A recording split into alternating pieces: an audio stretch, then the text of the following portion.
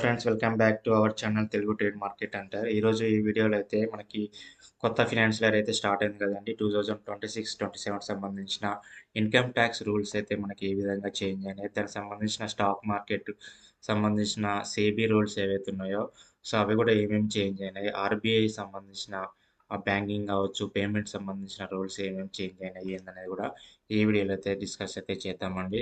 So first వచ్చేసి చూడండి, income tax సంబంధించి 2026-27 సంబంధించి మనకి జాబ్స్ ఎవరైతే చేస్తున్నారో వాళ్ళకి ఏంటంటే అప్ టు 12 lakhs వరకు అయితే మనకైతే నో ట్యాక్స్ అన్నమాట.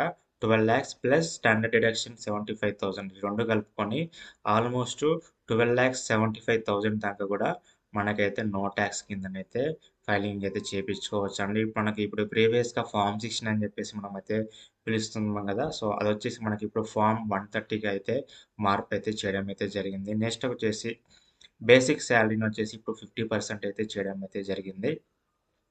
నెక్స్ట్ వచ్చేసి పిఎఫ్ కాంట్రిబ్యూషన్ వచ్చేసి 12% కింద చేస్తామని చెప్పేసి అయితే ప్రకటించడం జరిగింది. బట్ ఇక్కడ పిఎఫ్ సంబంధించిన ఏదైతే వాళ్ళు ఉన్నారో వాళ్ళకి ఒక అట్లీస్ట్ మాకు ఒక 2 years టైం ఇవ్వండి, దీనికి సంబంధించిన మోడిఫికేషన్స్ తీసుకొస్తామని చెప్పేసి గవర్నమెంట్ అయితే అడుగుతున్నారు. సో దీనిపై అయితే ఇంకా క్లారిటీ అయితే రాలేదు, వచ్చాక మళ్ళీ అప్డేట్ అయితే ఇవ్వడం అయితే జరిగింది.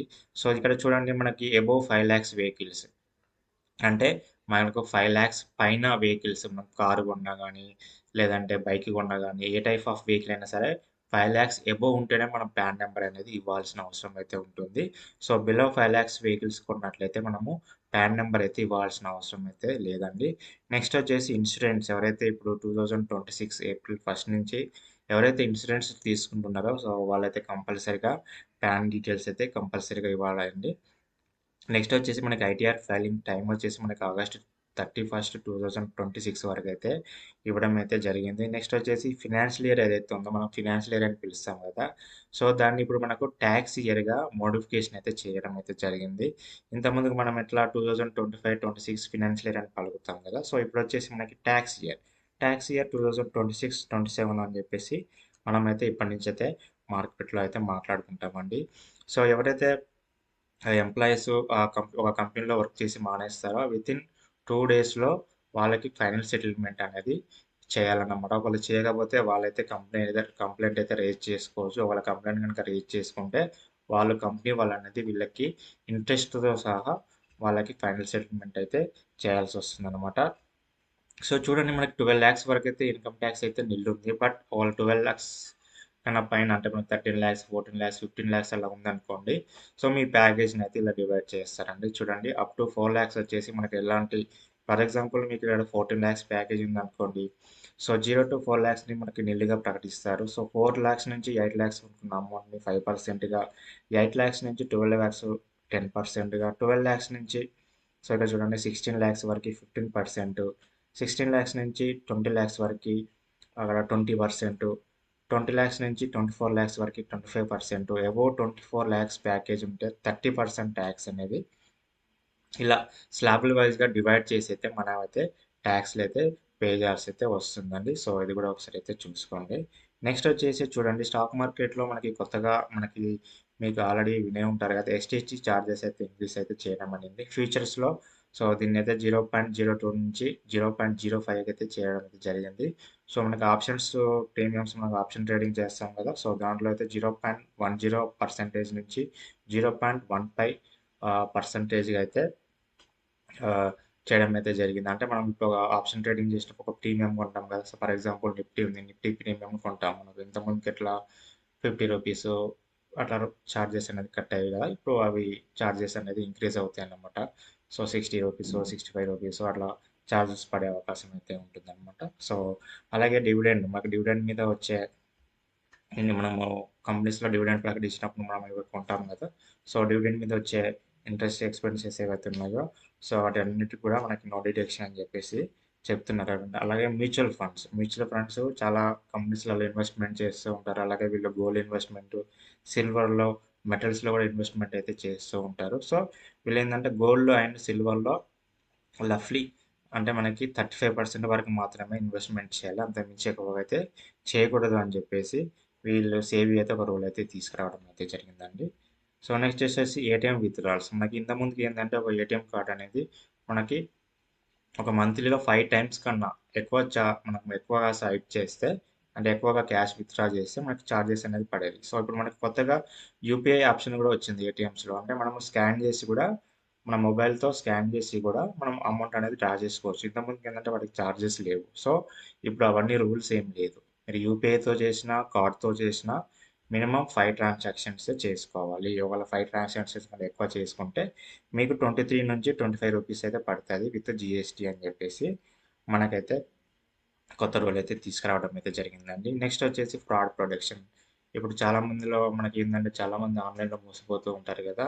సో, వాళ్ళకి గవర్నమెంట్ అనేది ఒక స్కీమ్ అయితే తీసుకొచ్చింది. ఫ్రాడ్ ప్రొటెక్షన్ అని చెప్పేసి ఎవరైతే డిజిటల్ ఫ్రాడ్ అయితే వాళ్ళకు బ్యాంక్‌లో గాని ఇంకా డిఫరెంట్‌గా ఏ విధంగానైనా సరే మనం డిజిటల్ ఫ్రాడ్‌కి గురైనామనుకోండి అప్ టు అంటే బిలో 50,000 ఉండాలి అమౌంట్. ఓ 40,000, 45,000 అట్లా గనుక అప్ టు 50,000 లోపల గనక మనం అనేది డిజిటల్ ఫ్రాడ్‌లో ఇరుక్కున్నాం అనుకోండి.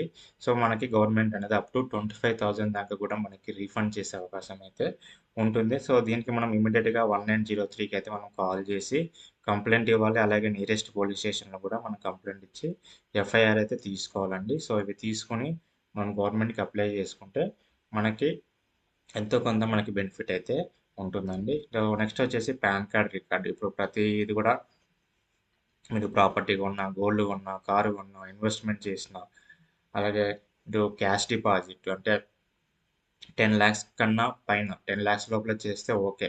10,00,000 కన్నా పైన గూడా ఏదైనా మీరు ట్రాన్సాక్షన్ చేసినట్లయితే, అలాగే క్రెడిట్ కార్డ్ పేమెంట్ గూడా విత్ క్యాష్ ద్వారా గనుక మీరు ఏదైనా చేసినట్లయితే ఎవ్రీథింగ్ కూడా బ్యాంక్ వాళ్ళనేది గవర్నమెంట్‌కైతే రిపోర్ట్ చేస్తారనేది. సో, రిపోర్ట్ చేయడం అంటే ప్రతి ఒక్కటి గూడా మీకు పాన్ కార్డ్ అనేది ఇప్పుడు రికార్డ్ అవుతుంది. ఇంతకుముందుకు చిన్న చిన్నవి గూడా వదిలేసారు. బట్ ఇప్పుడు ఈచ్ అండ్ ఎవ్రీథింగ్ గూడా మనకి పాన్ కార్డ్ అనేది రికార్డ్ అవుతుందనమాట ట్రాన్సాక్షన్స్. సో, నెక్స్ట్ వచ్చేసి జీరో బ్యాలెన్స్ అకౌంట్ ఏవైతే ఉన్నాయో వాటికి నో మెయింటెనెన్స్ చార్జెస్ అని చెప్పేసి చెప్తున్నారనమాట. నో ట్రాన్సాక్షన్స్ లిమిట్స్ అంటే ఇంతకుముందుకి జీరో అకౌంట్‌కి ఏందంటే డైలీ ఒక 50,000 లేదంటే ఒక 1,00,000 సమ్ లిమిట్స్ ఉండేది.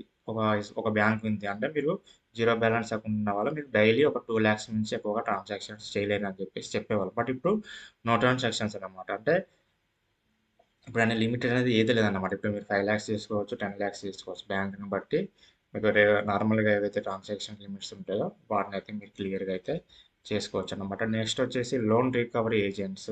మీకు ఇప్పుడు ఏదైనా లోన్ తీసుకొని మీరు కట్టలేదనుకోండి, మనకి ఏజెన్సీస్ అయితే మనకి ఇంటికి వస్తూ ఉంటారు. సో, ఏ టైంలో పడితే ఆ టైంలో ఇంటికి వస్తూ ఉంటారు. అరేంజ్‌మెంట్ చేస్తుంటారు కొంతమంది. సో, కొంతమంది ఏందంటే ఇంట్లో వస్తువులు తీసుకెళ్తాము, టీవీ తీసుకెళ్తాము, బండి తీసుకెళ్తాము అని చెప్పేసి బెదిరిస్తూ ఉంటారు. సో, ఇక్కడి నుంచి కూడా అవైతే వర్కౌట్ అవ్వవండి. ఒకవేళ వాళ్ళు మిమ్మల్ని కాంటాక్ట్ అవ్వాలనుకుంటే మార్నింగ్ 8 AM నుంచి ఈవినింగ్ 7 PM లోపల మాత్రం మీతోని కాంటాక్ట్ అవ్వాలి. హరాస్మెంట్స్ లాంటివి కూడా ఏమి చేయొద్దనమాట. అంటే మిమ్మల్ని ఫోర్స్ చేయొద్దనమాట. మిమ్మల్ని బెదిరియడం గానీ, మీ ఇంట్లో సామాన్లు లాక్కెళ్తే గానీ, ఇలాంటివి ఏవి కూడా చేయొద్దనమాట. ఒకవేళ గనక చేస్తే మీరైతే గవర్నమెంట్‌కైతే మీరైతే కంప్లెయింట్ అయితే చేసుకోవచ్చండి. సో, ఈ విధంగానైతే మనకి ఈ రూల్స్ అయితే వచ్చాయండి. సో, ఈ వీడియో గనుక నచ్చినట్టయితే లైక్ చేయండి, షేర్ చేయండి. నా కంటెంట్ గనుక మీకు యూజ్‌ఫుల్‌గా ఉంటే నా ఛానెల్‌ని సబ్స్క్రైబ్ చేసుకోండి. Thank you.